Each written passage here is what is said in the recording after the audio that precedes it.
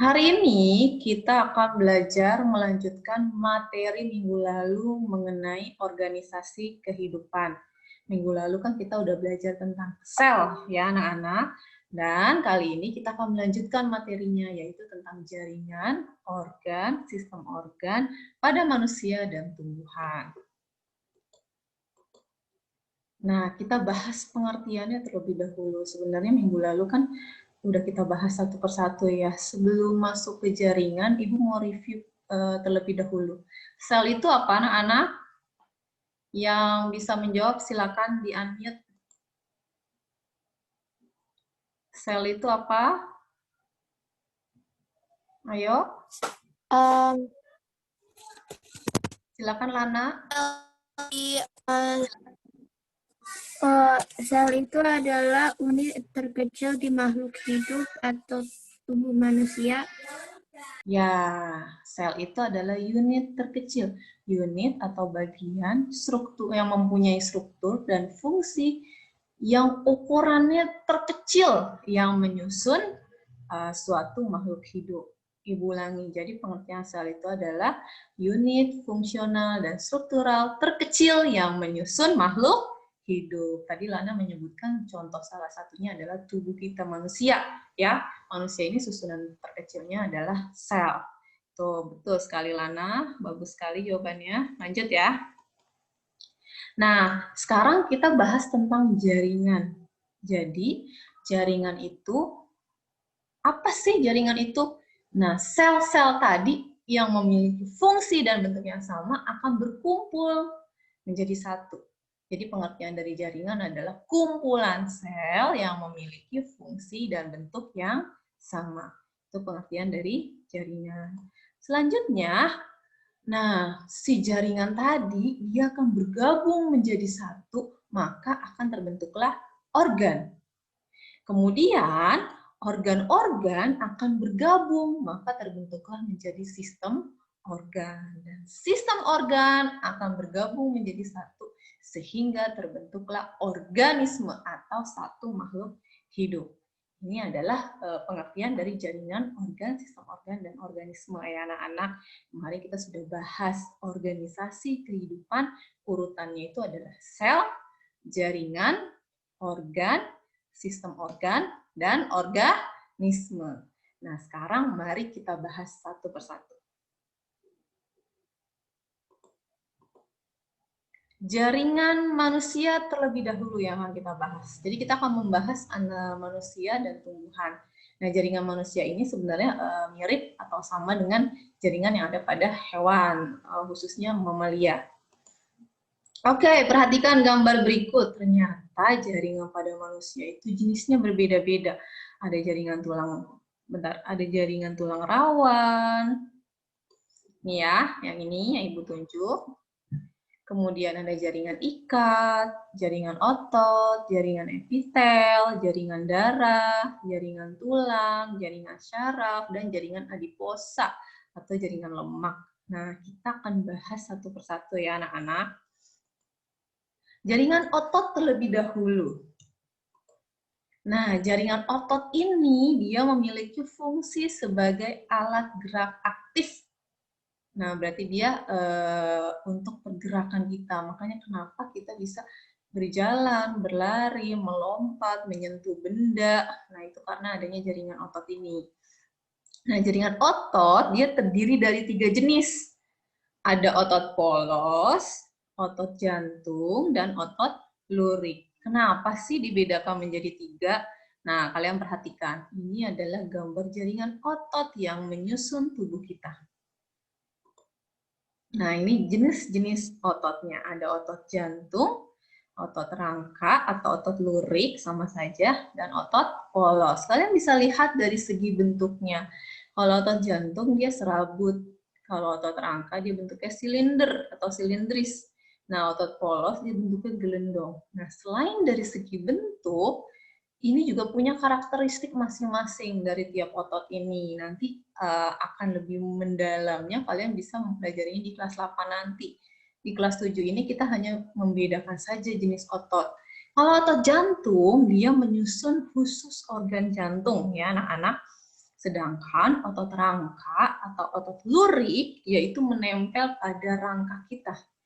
Dan untuk otot polos ini dia menyusun organ-organ dalam tubuh kecuali jantung, ya. Ada lambung, usus halus, usus besar, dan masih banyak lagi. Ini adalah jenis dari otot dan fungsi dari jaringan otot. Sampai sini paham ya? Kita lanjut. Nah, kemudian jaringan yang kedua pada manusia itu ada yang namanya jaringan epitel. Apa sih jaringan epitel itu? Nah, perhatikan gambarnya. Jadi, jaringan epitel ini melapisi permukaan luar tubuh kita. Nah, contohnya adalah kulit. Dan melapisi permukaan rongga dalam tubuh yang memiliki fungsi untuk melindungi jaringan di bawahnya. Ini adalah pengertian dari jaringan epitel. Jadi dia adanya letaknya itu di permukaan tubuh paling luar dan juga melapisi permukaan rongga dalam. Contohnya apa sih? Contohnya misalkan usus. Usus itu kan dia tengahnya itu berlubang ya, anak-anak kayak pipa kita umpamakan. Nah, yang menyusun rongga, permukaan rongga dalamnya itu adalah epitel, ya. Jaringan epitel, di sini ada beberapa jenis bentuknya anak-anak. Ada epitel pipi, ada epitel kubus, dan ada epitel silindris. Ini dibedakan berdasarkan bentuknya. Kalian lihat nih di gambar epitel pipi. Dan ada yang hanya satu lapis, ada yang berlapis-lapis. Ya. Epitel pipi berarti dia bentuknya ini tipis. Kalau epitel kubus, dia bentuknya kubus nih, kotak-kotak. Kalau epitel silindris berarti dia bentuknya tabung atau silinder. Nah, ini yang satu lapis ya anak-anak, yang di bawah ini dia yang berlapis. Ada epitel pipi berlapis, epitel kubus berlapis, epitel silindris berlapis, bahkan ada epitel transisi. Nah, ini berarti susunannya dia beda-beda. Ini adalah pengertian dari jaringan epitel. Jadi sudah dua kita bahas tadi, jaringan otot dan jaringan epitel. Pahami dan hafalkan ya anak-anak. Lanjut. Jaringan yang ketiga ada jaringan syaraf. Nah, jaringan syaraf ini fungsinya untuk menghantarkan impuls atau rangsangan. Gambarnya seperti apa sih? Nah, ini adalah yang disebut dengan neuron anak-anak. Neuron itu adalah sel yang menyusun jaringan saraf. Bentuknya seperti ini. Dia punya percabangan-percabangan. Nah, kalau bergabung jadi satu, nah jaringan syaraf ini bentuknya seperti ini kalau di bawah mikroskop. Jadi dia tadi kan fungsinya untuk menghantarkan impuls atau rangsangan. Berarti ini mengapa kita bisa merasakan panas, merasakan dingin, merasakan sentuhan, lalu kalau dicubit ngerasain sakit. Nah, ini karena adanya jaringan syaraf. Yang nanti dia akan mentransfer dari indera kita, ya, dari otot, misalkan dia akan terus menjalar sampai ke otak, dan otak akan memerintahkan tubuh kita untuk merasakan sesuatu. Nah, ini adalah fungsi dari jaringan syaraf. Lanjut. Jaringan berikutnya apa? Jaringan penyokong. Nah, jaringan penyokong itu adalah jaringan penguat pada tubuh kita ya anak-anak. Dia dibedakan menjadi 4 jenis. Yang pertama, ada jaringan tulang, lalu ada jaringan ikat, jaringan darah, dan yang keempat adalah jaringan lemak atau adiposa. Kita bahas satu persatu ya. Jaringan tulang. Nah, fungsinya tulang ini sebagai alat gerak pasif. Tadi kalau otot alat gerak aktif, kalau tulang alat gerak pasif. Jadi nanti mereka berdua ini akan membentuk sistem gerak yang saling bekerja sama sehingga mengapa kita bisa bergerak bebas ya. Selanjutnya ada jaringan ikat. Nah, sebelum masuk ke jaringan ikat, nah ada gambar nih. Ini adalah gambar jaring sel dari tulang. Bentuknya seperti ini kalau di bawah mikroskop ya anak-anak. Lalu, nah kalau jaringannya dia bentuknya seperti ini, kumpulan dari sel-sel tulang. Selanjutnya jaringan ikat. Nah, jaringan ikat fungsinya sebagai penghubung antara jaringan yang satu dengan jaringan yang lain. Gambarnya seperti apa sih? Nah, kalau di bawah mikroskop dia bentuknya seperti ini ya, anak-anak. Lanjut, jaringan darah. Nah, ini jaringan darah fungsinya mengedarkan sari-sari makanan dan oksigen ke seluruh tubuh. Jadi dia adanya di pembuluh darah, ya. Nah, gambarnya kayak gimana? Ini sel darah. Sel darah kan ada 3 jenis ya, eritrosit, leukosit, dan trombosit. Nah, ini satu jaringan darah ini dia bergabung sel-selnya menjadi satu, jadi jaringan darah. Selanjutnya jaringan lemak atau adiposa. Dia berfungsi sebagai cadangan energi dalam tubuh dan fungsinya juga untuk menghangatkan tubuh kita. Ya, jadi kalau kita makannya banyak tapi aktivitasnya sedikit, nah otomatis energi yang terpakai itu kan sedikit. Jadi nanti makanannya itu akan ditumpuk di dalam tubuh dalam bentuk lemak. Nah, suatu waktu kalau kita nggak makan, terus kita melakukan aktivitas, nah lemaknya baru nanti diuraikan lagi menjadi energi. Jadi ini, makanya kita kalau makannya itu harus disesuaikan dengan aktivitas kita, biar nanti berat badan kita ideal. Nah, gambarnya seperti apa sih jaringan lemak? Nah, bentuknya kayak gini kalau di bawah mikroskop ya. Ini adalah mengenai jaringan penyokong yang menyusun manusia. Oke, selanjutnya kita akan bahas jaringan tumbuhan. Sebelum kita masuk ke jaringan tumbuhan, kita review dulu tadi jenis-jenis jaringan pada manusia ada apa saja. Silakan yang bisa boleh jawab langsung. Boleh unmute. Apa Bu? Jenis-jenis jaringan pada manusia yang tadi sudah Ibu bahas, apa saja? Saya Bu. Jaringan darah, jaringan pembuluh Jaringan darah. darah. Terus? Jaringan meristem. Meristem yang ada di manusia. Nah, Jaringan saraf. jaringan syaraf. Jaringan epitel. Epitel, betul sekali. Selanjutnya? Jaringan pipih. Pipih. Epitel itu. Itu termasuk contoh epitel, betul sekali Raditya. Selanjutnya? Yang baru disebutkan ya, epitel, darah, tadi syaraf, apalagi? Jaringan otot. Nah, betul sekali, Lana. Jaringan penyokong. Jaringan penyokong. Penyokong itu tadi terdiri dari 4 ya. Darah, lemak, pengikat, dan tulang. Diingat-ingat lagi ya anak-anak, nanti sambil dibaca lagi materi yang sudah Ibu berikan. Lanjut, kita bahas jaringan tumbuhan. Nah, perhatikan gambar. Ini tumbuhan, ternyata di bagian akar, di bagian batang, dan di bagian daun, kalau kita buat sayatan, ini kita ambil bagiannya di bawah mikroskop, dia tersusun dari bagian-bagian penyusunnya. Di bagian daun, kalau dilihat di mikroskop seperti ini. Di batang dia bentuknya kayak gini. Kalau di akar dia bentuknya kayak gini. Kita bahas satu persatu. Ada jaringan apa saja sih yang menyusun tumbuhan?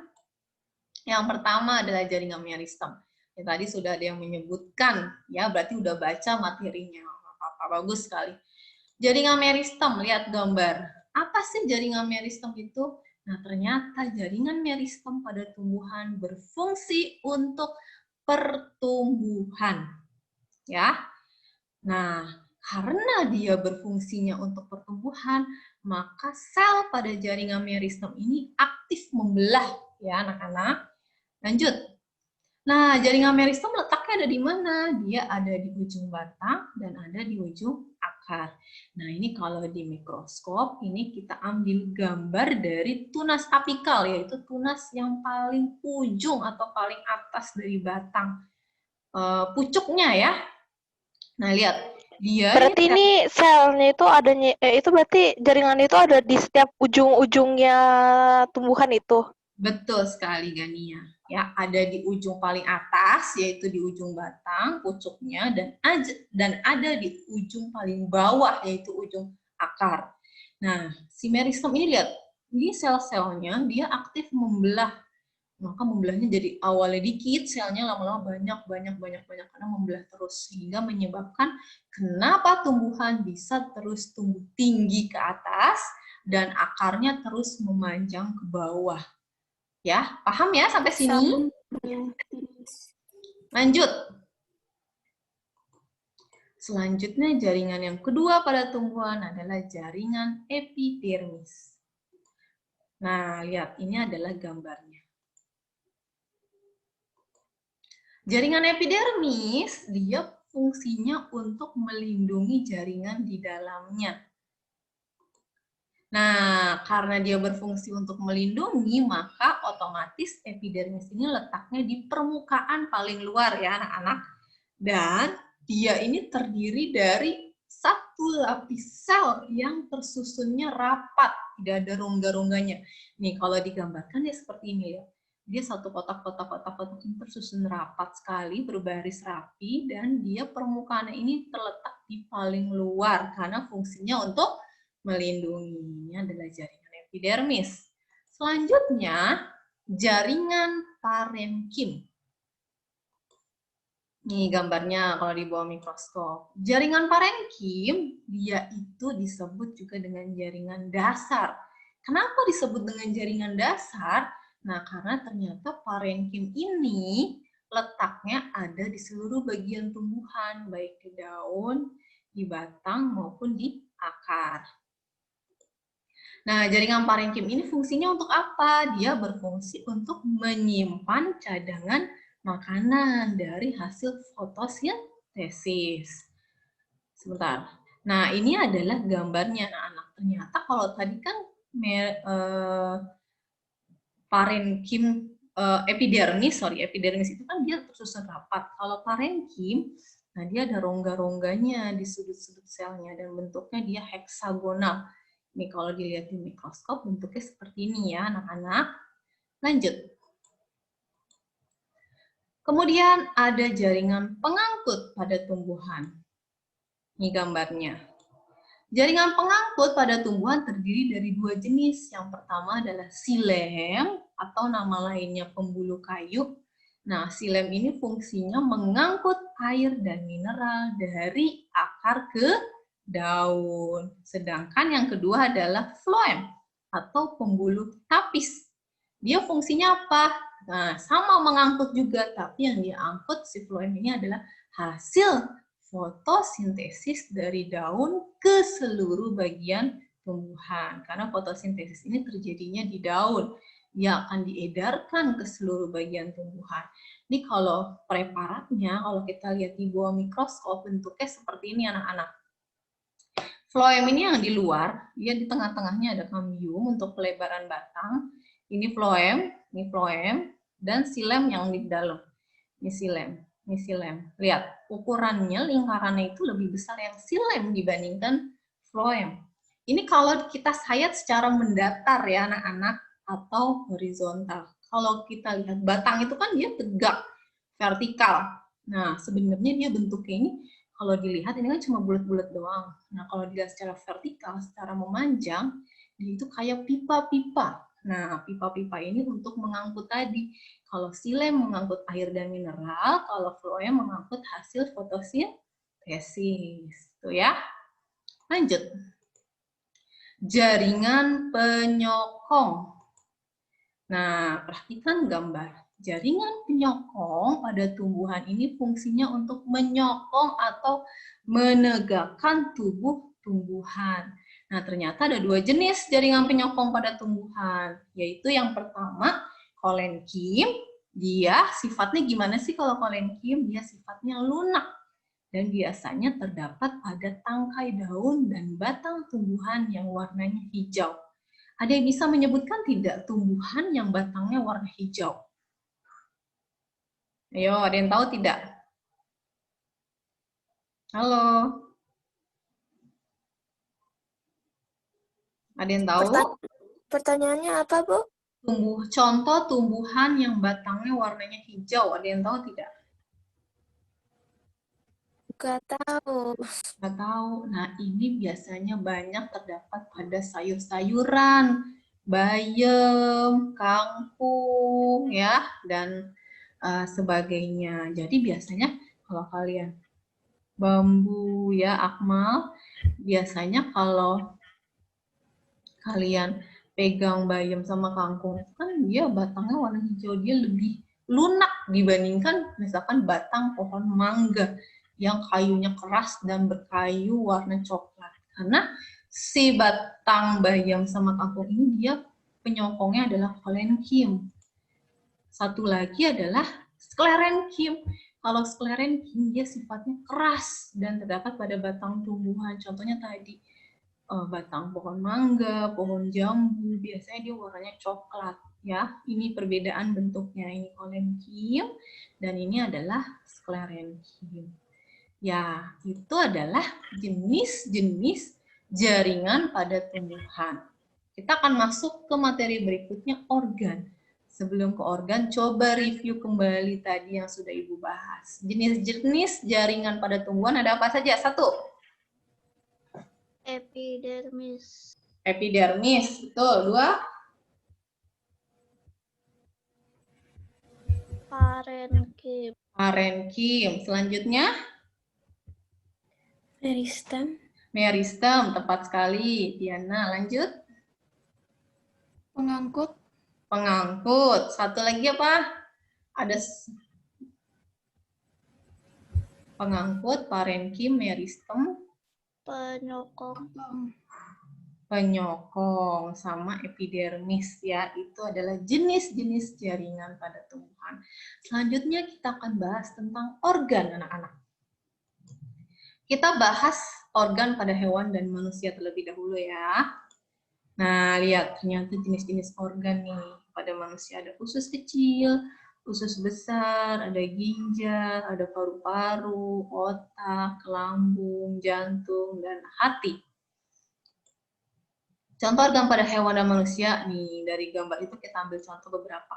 Jantung fungsinya untuk memompa darah, paru-paru untuk pernafasan, dan lambung untuk mencerna protein. Jadi di tiap organ pada tubuh kita ini dia memiliki fungsi yang berbeda-beda. Dan organ ini tadi gabungan dari beberapa jaringan. Lanjut ya. Lalu kita bahas organ pada tumbuhan.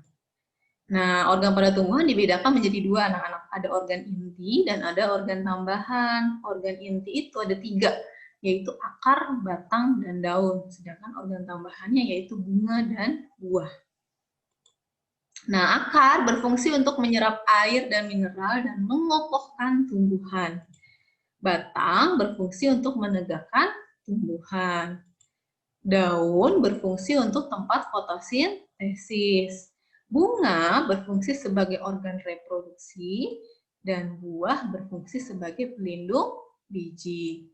Ini adalah gambar dari struktur organ yang menyusun tumbuhan. Ini ada bunga, ada daun, buah, batang, dan akar. Lanjut ya. Oke, setelah kita bahas organ, tadi sekarang kita masuk ke sistem organ, anak-anak. Nah, lihat gambar nih, ini adalah jenis-jenis sistem organ pada manusia yang menyusun tubuh kita. Ternyata ada beberapa jenis nih anak-anak. Ada sistem pencernaan, ada sistem pernafasan, sistem peredaran darah, sistem reproduksi, sistem ekskresi, sistem gerak, dan sistem saraf. Kita bahas sistem pencernaan terlebih dahulu. Ternyata dia susunan organnya itu ada mulut, kerongkongan, lambung, usus halus, usus besar, dan anus. Fungsinya apa? Untuk mencerna makanan. Lalu di sistem pernafasan, dia ada organnya yaitu hidung, tenggorokan, paru-paru. Fungsinya mengambil oksigen dan mengeluarkan karbon dioksida. Selanjutnya sistem peredaran darah, dia ada jantung dan pembuluh darah, fungsinya mengedarkan darah ke seluruh tubuh. Dan di sistem reproduksi, ini ada organ penyusun, contohnya adalah pada wanita ya, karena wanita sama pria beda. Di wanita ada ovarium, tuba falopi, uterus, dan vagina, fungsinya untuk menghasilkan keturunan. Di sistem berikutnya adalah sistem ekskresi. Organnya ada apa aja? Ada ginjal, kulit, hati, dan paru-paru. Fungsinya sistem ekskresi untuk apa? Untuk mengeluarkan sisa metabolisme yang sudah tidak dibutuhkan oleh tubuh. Lalu ada sistem gerak, dia organnya ada tulang, otot, dan sendi, fungsinya untuk menggerakkan tubuh. Dan terakhir ada sistem saraf, yaitu ada otak, sumsum, tulang belakang, fungsinya untuk menerima dan menanggapi rangsang.